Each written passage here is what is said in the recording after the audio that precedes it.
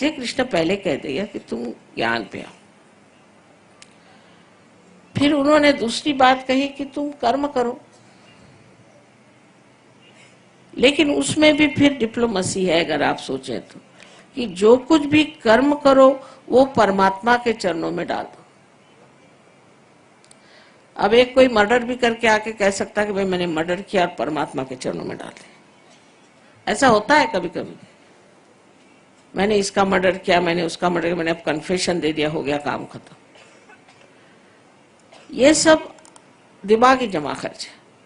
अगर मनुष्य अपने में ऐसा एक समाधान ले ले कि जो भी मैं करता हूं परमात्मा के नाम पे करता हूं, तो ऐसे आदमी को सिर्फ यही कहना चाहिए कि वो गलत फहमी में है, ये गलत धारणा दिमाग में बैठा ली है। हो ही नहीं सकता जब तक आप में मैं ये करता हूं ये भावना है, तब तक ये चीज हो ही नहीं सकती। ये भावना टूटनी चाहिए, और वो सिर्फ सहयोग में पार होने के बाद होती है। कि मनुष्य बोलता कैसे है फिर कि ये हो रहा है, ये जा रहा है, कुंडलिनी चढ़ रही है। ये नहीं कहेगा मैं चढ़ा रहा हूं, चढ़ रही है।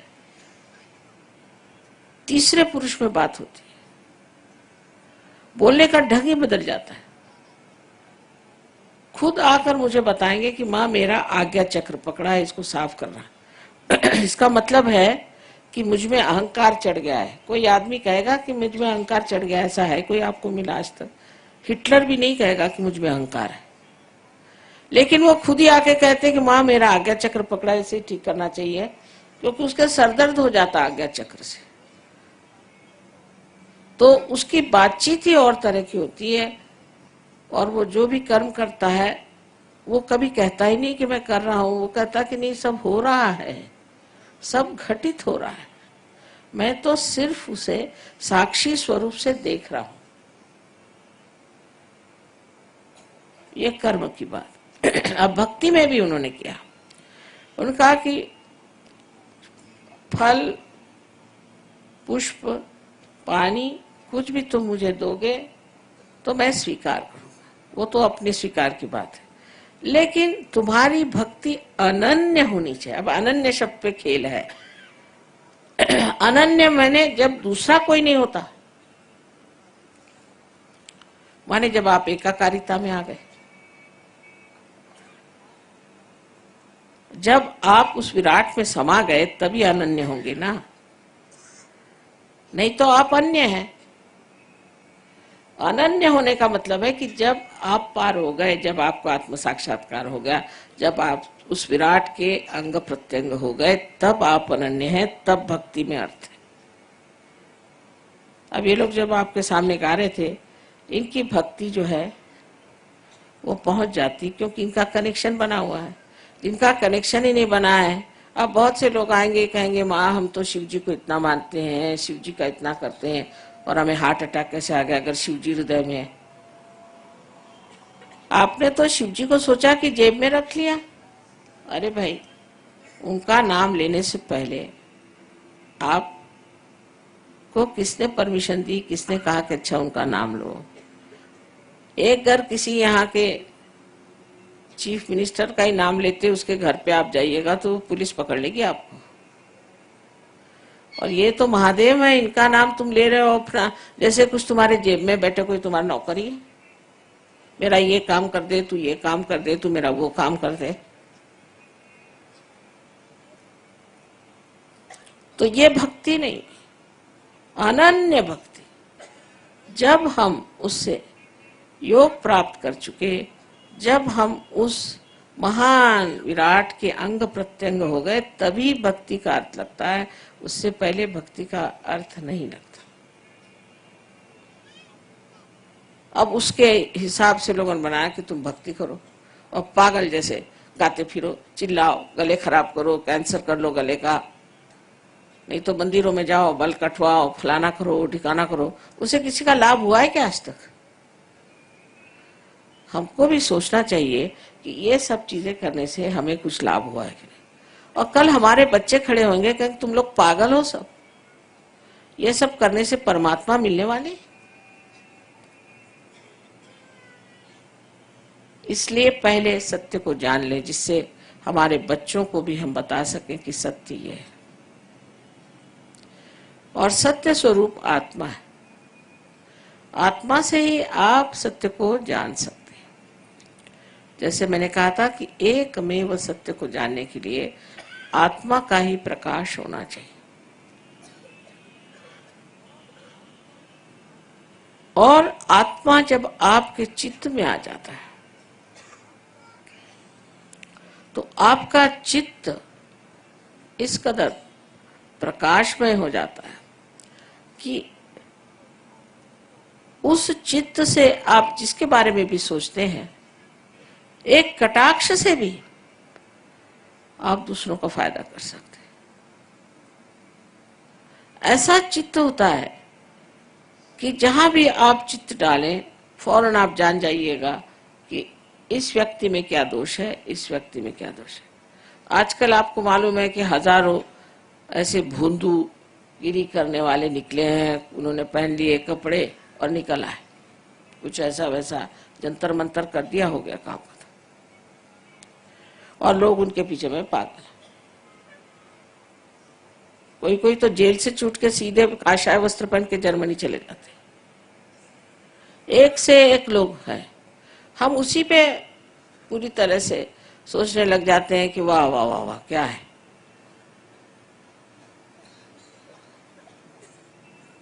लेकिन हमारा दिमाग लगाएं इस चीज पर, अच्छा बुद्धि से ही सोचें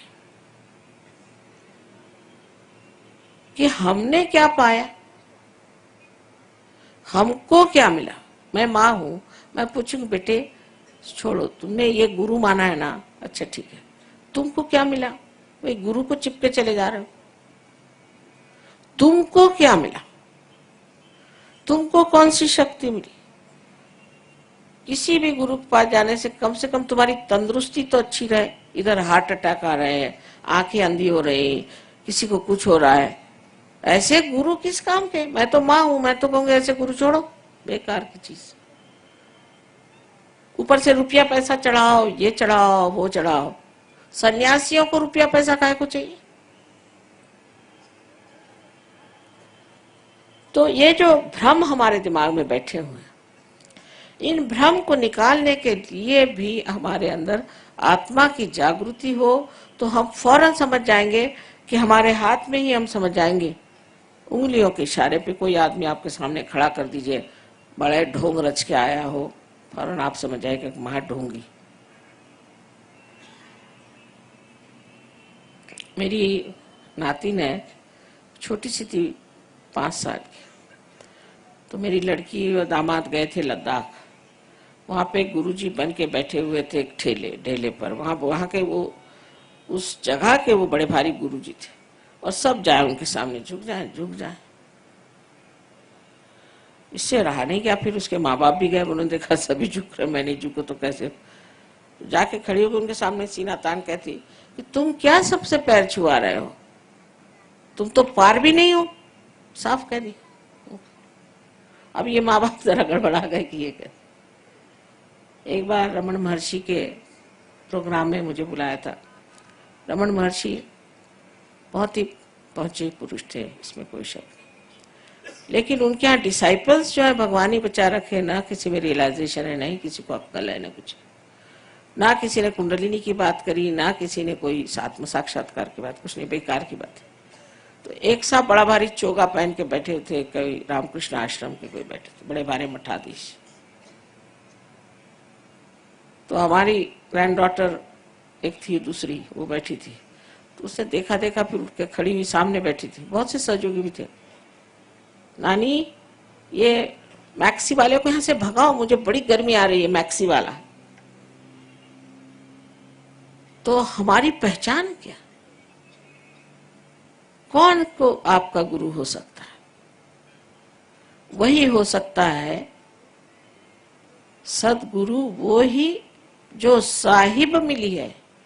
नानक साहब ने कहा है वही सदगुरु है जो आपको परमेश्वर से मिलाता है, जो सिर्फ परमेश्वर की बात करता है।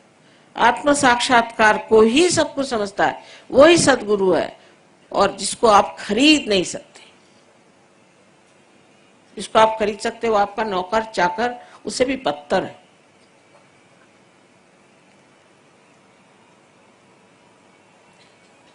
आप लोगों को खुद सोच लेना चाहिए कि हमने क्या पाया। आत्मा के बल से आप जान जाइएगा कि कौन सच्चा है और कौन झूठा है, और कौन हमें परमात्मा से मिलाता है। हाँ, अगर आपको और गलत सलत काम करने हुए तो दूसरी बात है, वो मेरे पास नहीं। जैसे इसको मार डालो, उसको कत्ल कर दो, ये कर दो, ये तांत्रिक पना, ये मेरे पास नहीं। पर अगर आप परमात्मा को वास्तव में खोज रहे हैं और उसमें सच्चाई है, तो पहले ये सोचो कि हमने क्या पाया, हमें क्या मिला। ये बड़ी सोचने की विचार की बात है। मैं 1970 साल से इन लोगों के बारे में सबसे बताती आ रही, तो उन्होंने जाके बता दिया कि माँ आपको लोग मार देंगे। मैंने कहा मुझे मारने वाला अभी तक पैदा नहीं हुआ।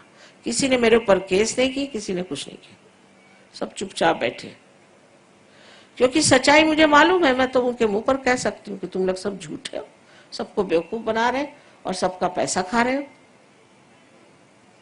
और नर्क में ये जाएंगे और उनके साथ उनके डिसाइपल्स भी जाएंगे। ये लोग कभी आपस में झगड़ा नहीं करते। क्राइस्ट ने कहा है बहुत साफ कि सैतान will not speak against his own house.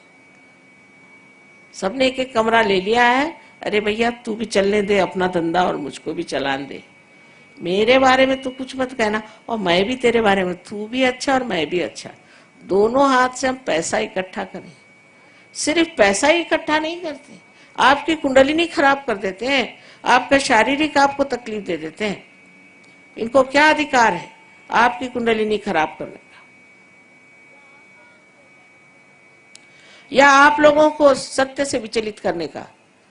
क्योंकि आप लोग परमात्मा को खोज रहे हैं, आप लोग भक्त हैं, आप लोग सीधे साधे हैं, इसलिए आपको बेवकूफ बना रहे हैं, और आप लोग भी उनके चक्करों में आ रहे हैं।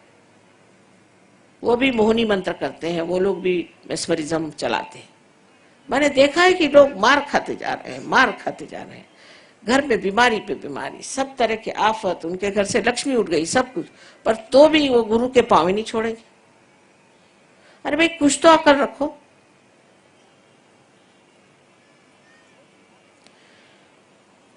लेकिन आत्म साक्षात्कार के बाद आप समझ जाएंगे, मुझे कुछ कहना नहीं पड़ता, आप अपनी बात कहेंगे, भगवान बचा रहे। अभी आपने डॉक्टर तलवार को देखा होगा, कल ऐसे ही चक्कर में थे, वो जो भागे वहां से, तो उनका सारा खानदान, उनके सारे मित्र सब भागते, बड़े बड़े नाम, बड़े बड़े उनके घर, बड़े बड़े महल, ये सब होंगे। इससे कोई भगवान मिलने वाले हैं? आप इस चीज से सतर्क हो जाए, क्योंकि आप लोग विशेष लोग हैं। इस वक्त आपका जन्म हुआ है, आपको परम पद मिलने वाला है, और आप कोई सर्वसाधारण लोग नहीं कि जो अपने को ठगा लें या आपको नाश की ओर ले जाए।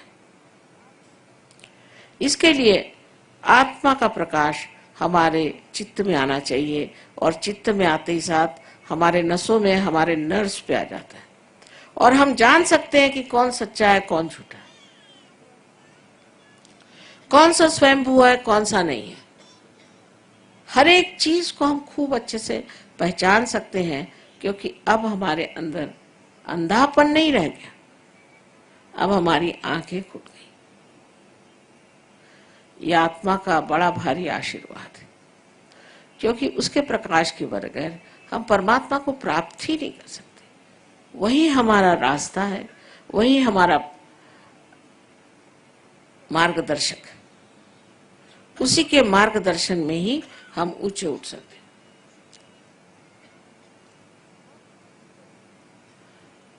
और सबसे बड़ी चीज आत्मा की जो है वो ये कि आपको वो आनंद के सागर में ढकेल लेता।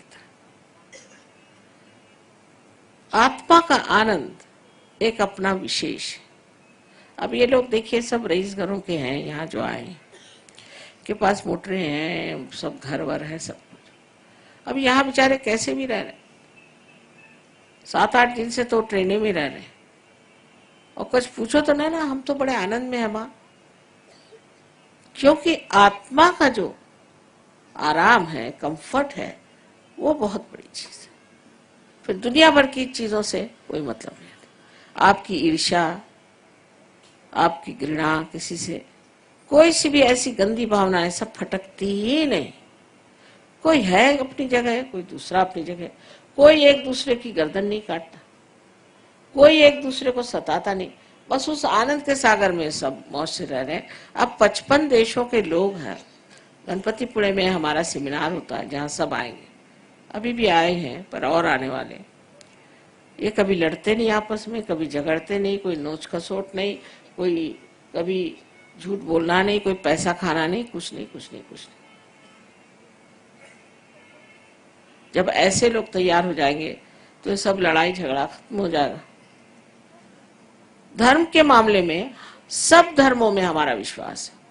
एक ही धर्म को लेकर बैठे, हमारा ही धर्म सबसे अच्छा है, हो गया झगड़ा शुरू। आपका धर्म का सबसे अच्छा है तो क्यों नहीं सारी दुनिया में आपने शांति प्रस्थापित कर दी। तो ये हम लोग विश्व धर्म के मानने वाले हैं, क्योंकि आत्मा विश्वव्यापी है, सबके अंदर एक ही परमात्मा का प्रतिबिंब है, और सब लोग सामूहिक हैं, और सारे विश्व में हृदय में एक ही आत्मा का प्रकाश है। तो फिर हमारा कैसे धर्म अलग हो सकता है? हमारे यहाँ मुसलमान भी हैं, ईसाई हैं, जूस हैं। अब जूस लोग ईसा मसीह को नहीं मानते, ईसा मसीह को मानते हैं। मुसलमान लोग गणेश जी को मानते हैं, यहां पर भी 1-2 आए हुए। और हिंदू लोग मोहम्मद साहब को मानते हैं, क्योंकि उनकी खूबियां हमें पता नहीं। जैसे घोड़े को बांध देते हैं ना ब्लिंकर्स, ऐसे हम लोगों ने बांध लिया, हमारा धर्म सबसे अच्छा।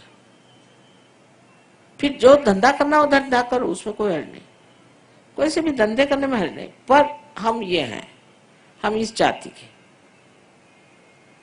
विश्व धर्म की स्थापना अब हो गई, और ये लोग सब विश्व धर्मी हैं।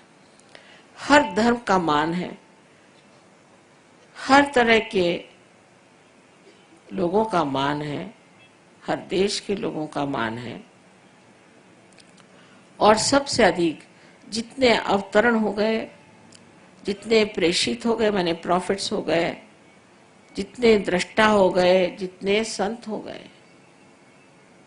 इन सब का विश्वव्यापी स्वरूप समझ करके ये लोग उनको मानते हैं।